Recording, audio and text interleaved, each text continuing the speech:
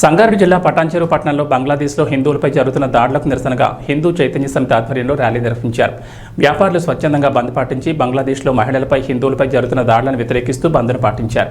ఈ సందర్భంగా నాయకులు మాట్లాడుతూ బంగ్లాదేశ్లో భయానక పరిస్థితులు నెలకొన్నాయని, అనుక్షణం హిందువులు తమ ప్రాణాలను గుప్పెట్లో పెట్టుకుని జీవిస్తున్నారని, హిందువులపై దాడి జరిగితే సెక్యులర్ పార్టీలో మాట్లాడకుండా మౌనం పాటిస్తున్నాయని పేర్కొన్నారు. ప్రపంచంలో ఎక్కడైనా ఇస్లామిక్ ముస్లింలపై దాడులు జరిగితే ప్రపంచం మొత్తం అల్లకల్లోలమైనట్లు వివిధ రకాల విధ్వంసాలు సృష్టిస్తారు. కానీ హిందువులపై ముస్లిం ముక్కలు దాడి చేస్తే ఎలాంటి చర్యలు తీసుకోకుండా, హిందూ జాతికి మద్దతు తెలుపకుండా సెక్యులర్ పార్టీ నాయకులు వ్యవహరిస్తున్నారని, ఇప్పటికైనా హిందూ జాతిపై జరుగుతున్న అఘాయిత్యాలను అరికట్టే విధంగా హిందూ సమాజం ఏకమై మన సనాతన ధర్మాన్ని కాపాడుకునే విధంగా ముందుకు సాగాలని పేర్కొన్నారు.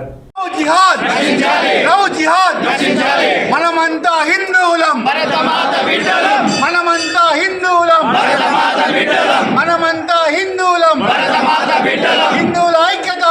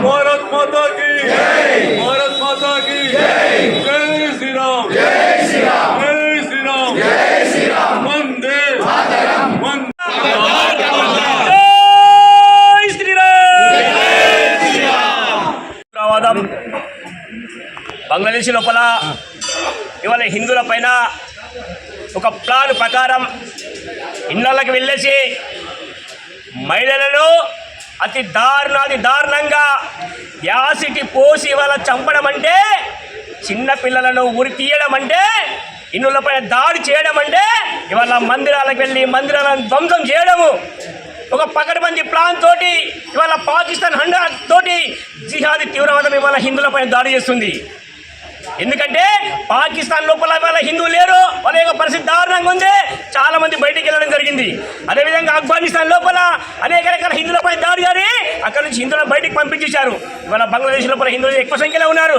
కాబట్టి ఇక్కడ బంగ్లాలో ఉన్న హిందువులందరూ బయటికి పంపించాలి.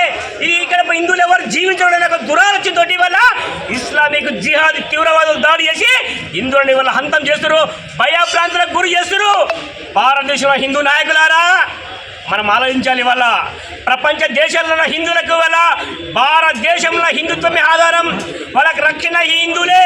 కాబట్టి భారతదేశంలో ప్రతి హిందూ రాజకీయ నాయకుడు బయటకు వచ్చి మాట్లాడాలి. వాళ్ళని కాపాడుకోవాల్సిన బాధ్యత ప్రతి రాజకీయ పార్టీ నాయకుడిపై ఉంది.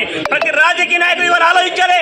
కానీ ఈ దేశం లోపల కుహర సెక్యులరిస్టులు కావచ్చు, హిందూ వ్యతిరేకులు కావచ్చు, వేరే రకాలుగా ఆలోచించే నాయకులు కావచ్చు, కమ్యూనిస్టు వాదులు కావచ్చు, ఈరోజు ఒక్క మాట మాట్లాడలేకపోతున్నారు, ఒక్క మాట అనలేకపోతున్నారు. అదే సౌదీలో కావచ్చు, వేరే ఇస్లామిక్ దేశాల లోపల ఇస్లామిక్ వాళ్ళపైన దాడి జరిగితే, ఏదో ముస్లింలపైన దాడి జరిగితే ఈరోజు బయటకు వచ్చేసి అనేక రకాల ధర్నాలు చేస్తారు, శాంతి ర్యాలీలు చేస్తారు, ఏవో కథలు పడతారు, బయటకు వచ్చి టోపులు పెట్టుకొని తిరుగుతారు.